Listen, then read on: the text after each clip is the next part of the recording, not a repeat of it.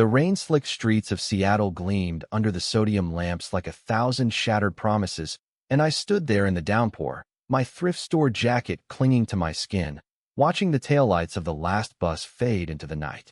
That's when I saw him. Jamie Ellis, the kid I'd made a punchline out of in high school, stepping out of a sleek black SUV with a guitar case slung over his shoulder, his face half hidden by the brim of a wool cap, but unmistakable in that quiet way that had always haunted me. He paused under the awning of the old record shop where I'd been crashing shifts to pay rent, and for a split second, our eyes locked. Mine pleading for invisibility, his holding something sharper, forgiveness, maybe, or just the ghost of old wounds. And he said my name like a chord struck too soon. Alex, we need to talk. I bolted before the words could sink in, splashing through puddles that mirrored the neon buzz of the city, my heart hammering not from the run, but from the certainty that some debts never wash away with time. Back in the cramped apartment above the shop, shared with two baristas who barely knew my name, I peeled off my wet clothes and stared at the ceiling cracks, replaying that high school hell I'd orchestrated. Jamie had been the easy target, skinny, with those oversized sweaters and a harmonica always dangling from his neck like a talisman, humming melodies under his breath during lunch while the rest of us chased touchdowns and cheap thrills. I'd led the pack, tossing barbs about his fairy tunes and the rumors that swirled around him. The ones about boys' hands lingering too long in the locker room shadows. It wasn't hate, not really. It was fear, mine, buried under layers of bravado, because admitting I felt that pull toward him too would have cracked my world wide open. Now, at 28, with my own demos gathering dust on a hard drive and a voice that cracked on the high notes when I dared to sing alone, the universe had decided it was time for payback.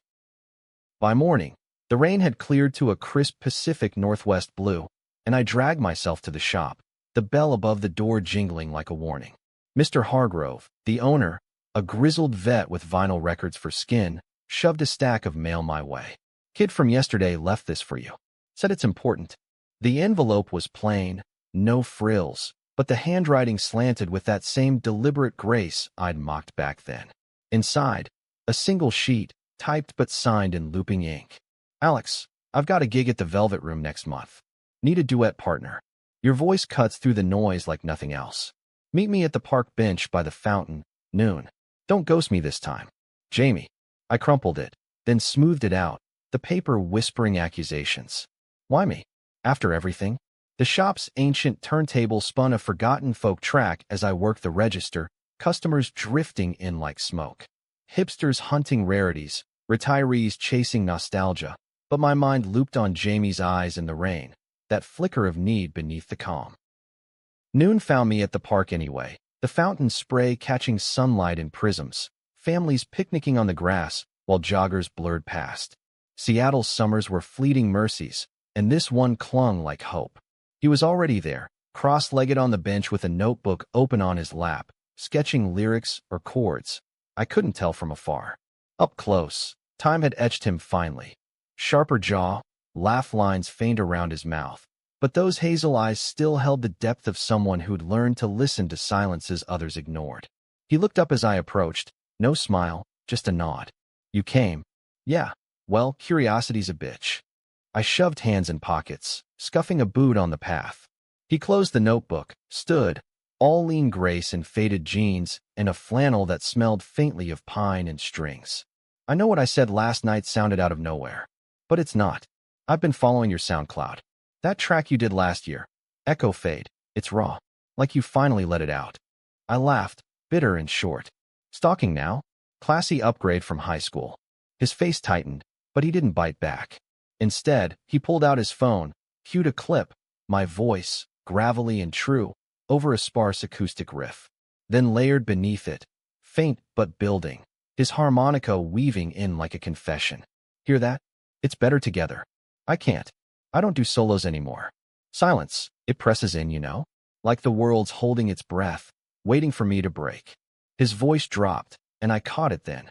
The tremor, the way his fingers flexed as if chasing sound. Rumors from mutual friends had trickled in over the years. Jamie hitting it big in indie circles, touring coasts, but crashing hard after a breakdown on stage 2 years back. Whispers of anxiety, of nights where quiet turned to screams in his head. What makes you think I'd say yes?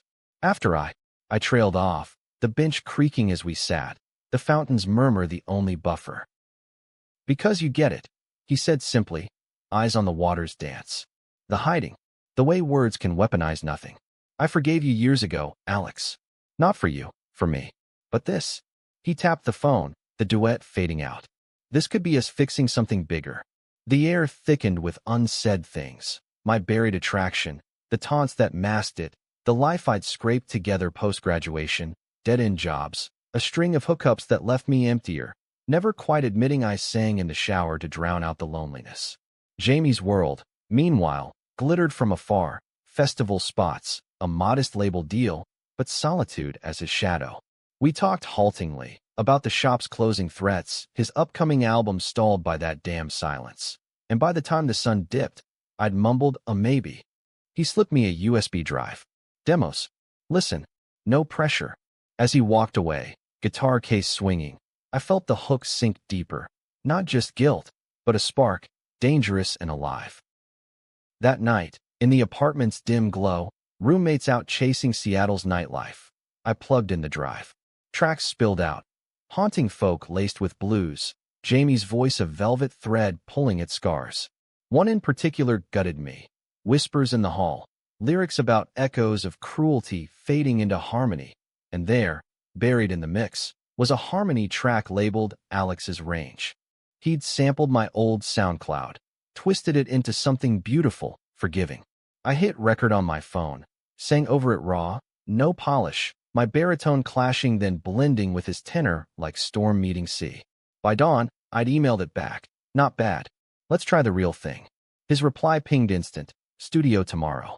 2 p.m. Bring coffee, black, 2 sugars. A grin cracked my face, unbidden, as the city woke below. The studio was a converted warehouse in Capitol Hill, all exposed brick and soundproof foam, the kind of place where dreams got mic'd or murdered. Jamie was there early, tuning a resonator guitar, the low hum vibrating the air. We shook hands. Awkward, electric. Then dove in, no warm-ups, just whispers on repeat. My voice faltered at first, memories crowding. The cafeteria jeers, the locker room shoves I'd laughed off but regretted in fever dreams. But Jamie's eyes met mine through the glass, steady, and something shifted. His harmonica wailed a bridge, pulling me under, and when I hit the chorus, it soared, our tones tangling like old friends reuniting. Again, he said after take 3, wiping sweat, a real smile breaking through. We broke for his coffee, leaning on crates stacked with amps, trading stories. He confessed the silence started post-tour, a car wreck on I-5, nothing fatal but the ringing in his ears that never quit, amplified by empty hotel rooms. Music was my armor. Now it's my lifeline. Can't write alone anymore. I nodded, stirring mine too sweet. I get hiding. Dad split when I was 10, Mom worked doubles, left me yelling at mirrors to feel heard. High school, I turned it outward. On you. The admission hung, vulnerable as a stripped cord. He set his cup down, close enough our knees brushed. I knew. Part of why I reached out. You're not that kid anymore, Alex. This proves it. The session stretched to dusk, tracks piling up, duets on regret, redemption, the ache of what-ifs. By the end, exhausted and buzzing, we grabbed tacos from a truck outside, rain misting again. Gigs in 3 weeks, he said, sauce on his chin. You in? I wiped it off without thinking, thumb lingering a beat too long. His breath hitched, eyes darkening, not with anger, but question. All in, I whispered, the city lights blurring as we stood too close. Word spread fast in Seattle's tight-knit scene. Alex Harrow and Jamie Ellis, the unlikely collab. My phone lit up with texts from old acquaintances. Heard you're duetting with that queer folk guy? Bold move. The slurs stung less than the curiosity, but they stirred the old churn. At the shop, Hargrove cornered me. Saw the post online. Proud kid. But watch your back, folks talk. He meant the whispers, the ones that painted Jamie as fragile, me as the opportunist riding coattails. I brushed it off, but doubt crept in during late-night practices at Jamie's loft. A airy space overlooking Elliott Bay, walls lined with instruments like sentinels. We'd cook haphazard meals, pasta drowning in pesto, then layer vocals till voices gave out. One night, after a flawless run of Echo Fade, he poured wine, red and tart. Why'd you really tease me back then? The question sliced clean. I set my glass down, heart thudding. Because you scared me. The way you saw through the bullshit. And yeah, the way I wanted to be near you without knowing how. Silence fell, but not the bad kind. Charged, waiting. He leaned in, hand on my arm, warm and sure. I felt it too. Hidden songs instead. Our lips met tentative, then fierce, tasting of wine and years lost. A kiss that rewrote the past without erasing it. No rush, just the slow burn of hands exploring shoulders, necks, pulling back to breathe and laugh at the clumsiness. It was more than spark, it was ignition. But harmony's fragile. A week out from the gig, my ex, Tyler, the straight-laced accountant who'd bailed when I came out last year, showed up at the shop, all pressed khakis and forced casual. Heard you're playing house with Ellis. Careful, he's got baggage. The implication hung, Jamie's issues, the breakdown headlines from 2 years back. I shoved him out, but the seed planted. That night at the loft, Jamie was off, fidgety, harmonica untouched. Crowd's gonna be packed, he muttered. What if the silence hits mid-set? I pulled him close, but he tensed. You think I'm using you? To fill gaps.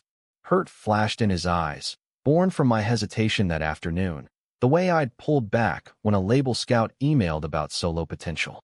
Misunderstanding bloomed fast. He saw opportunism. I saw protection. It's not that, I insisted, but words tangled, and he stormed to the balcony, bay winds whipping his hair. I followed, rain starting again. Tyler's poison. Old noise. He turned, face wet, tears or drizzle. Everyone leaves when it gets quiet, Alex. You're no different. The accusation landed like a dropped mic, feedback screeching in my chest. We argued under the downpour, voices rising over thunder, about trust, about the high school boy who'd hurt him still lurking in me. He confessed more.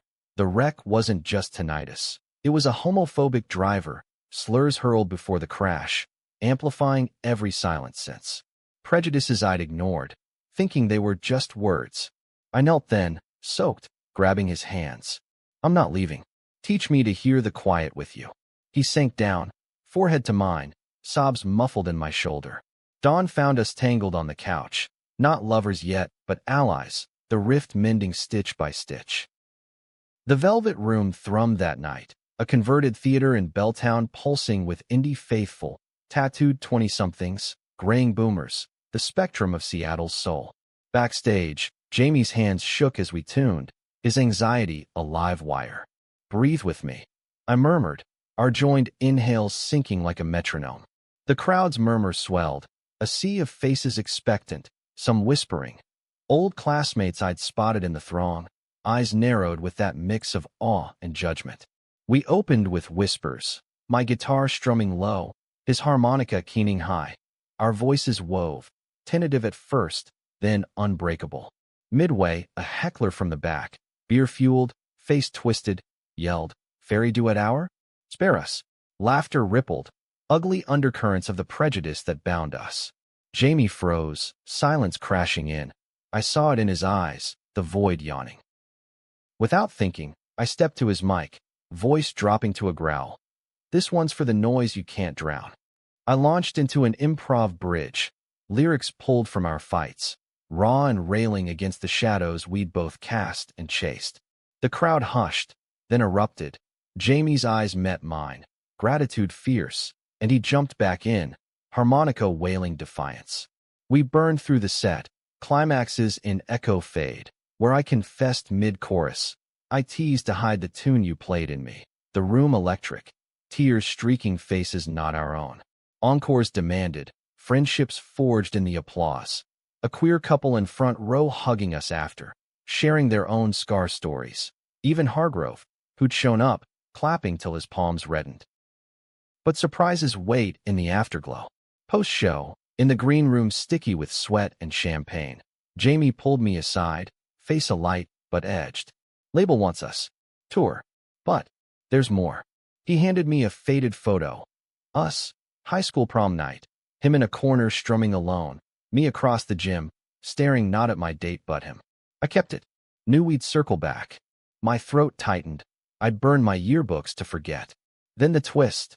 Tyler, lurking by the door, not alone, flanked by my mom, flown in unannounced, her face a mask of confusion and that old denial. Alexander, what's this? Parading with him. The room chilled. Prejudices she'd whispered in phone calls, dismissing my coming out as a phase, now weaponized live.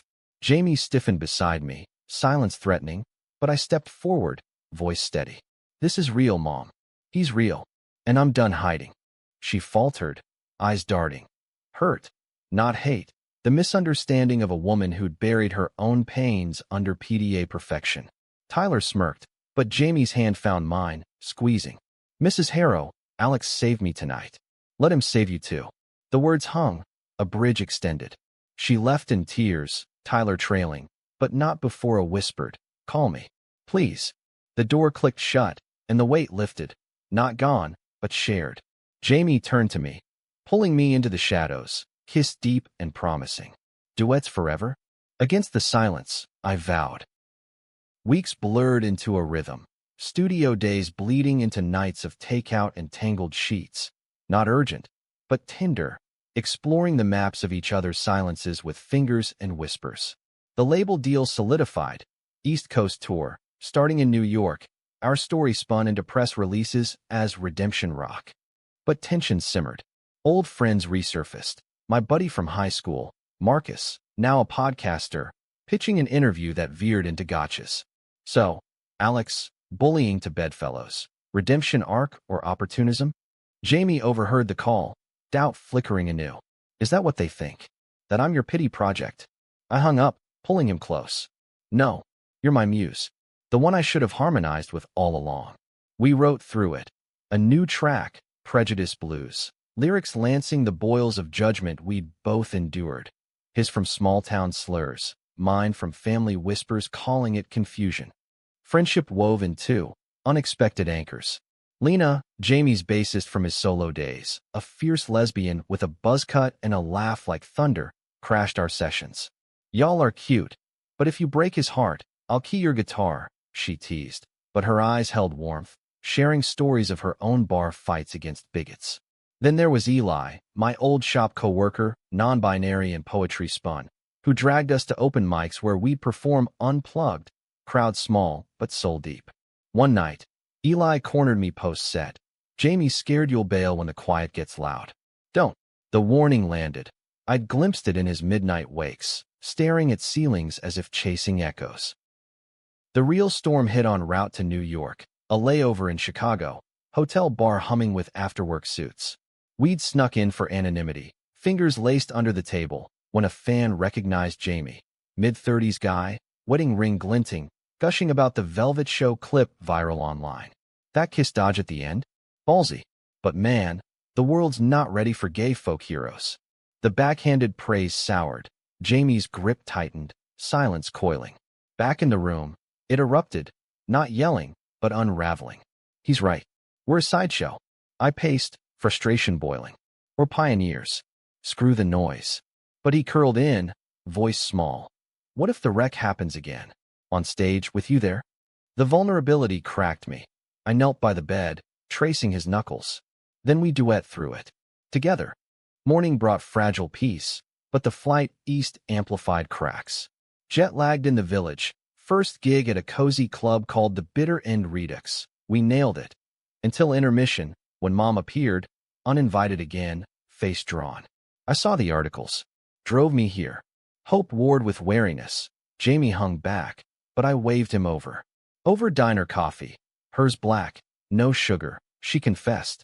Therapy sessions post-Seattle, unraveling her own fears from Dad's abandonment, how she'd projected them onto me. I was wrong. About you. About love. Tears mixed with steam. Jamie's hand on her shoulder sealed it. Welcome to the chorus, Mrs. H. The forgiveness wasn't fireworks, but a steady build, like a bass line grounding the melody. Tour life tested us. Sold-out rooms in Boston, where a protester outside waved signs. No agenda music, forcing security lines and stolen glances. In Philly, a soundcheck glitch left Jamie adrift in feedback whine, triggering a panic that had him bolting to the alley, me chasing with water bottle in hand. Breathe the numbers. 4 in, 6 out. He did, forehead to brick, my arms caging him gentle. Can't stand it, he gasped. The empty. I hummed then, low and off-key, our private anthem, till he joined, harmonica pulled from pocket, turning alley into sanctuary. Back inside, we owned the stage, the crowd's roar a bomb. But the deepest conflict brewed back home.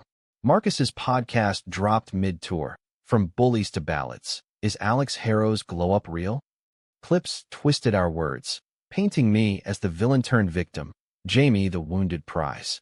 Texts flooded, Lena raging, Eli supportive, even Hargrove emailing shop closure news as a distraction.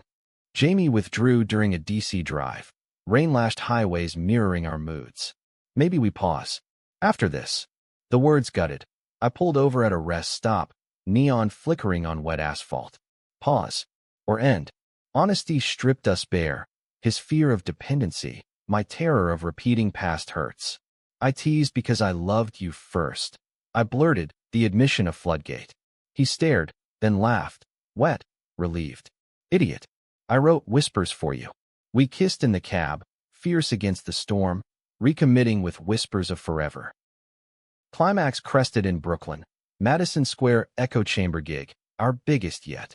Backstage buzzed, label suits, press badges, mom in the wings with Lena and Eli, a makeshift family. But preset, Tyler cornered us, slimy as ever. Heard the pod. Truth hurts, huh? Jamie's just your redemption ticket. Rage blinded. I swung, but Jamie caught my arm. Eyes steel. Let him rot in silence. On stage, under lights hot as judgment, we poured it out, prejudice blues, extended, improv riffs calling out the Tylers, the whispers, the wrecks. Halfway, Jamie faltered, mic feedback piercing like his tinnitus, and the crowd hushed, tense. I stepped close, voice a cappella. In the quiet, we find the song. He breathed, joined, our duet rising phoenix-like, tears on his cheeks catching spotlights. The roar that followed shook foundations. Encores stretched endless, strangers chanting lyrics like prayers. Post-show, in the green room haze, surprises unfolded. Mom hugging Jamie fierce, my son's lucky. Label offers doubled, but we negotiated as equals. No solos, duets only. Tyler, a restraining order, his noise silenced. And in the quiet hotel dawn, Jamie traced my jaw, voice soft. Can't stand silence anymore. Because of you. I smiled, pulling him near. Good. We've got a lifetime of noise to make. Epilogue whispers in the after. Seattle homecoming. Shop saved by a GoFundMe, sparked by our tour tales. Hargrove grumbling gratitude. We bought the loft together, walls echoing with new demos, friendships deepening. Lena proposing a band. Eli scripting our story as spoken word. Prejudices lingered in the world, but ours? Mended into strength. Love, it turned out, wasn't a solo. It was the perfect harmony, born from teasing echoes into symphonies of the heart.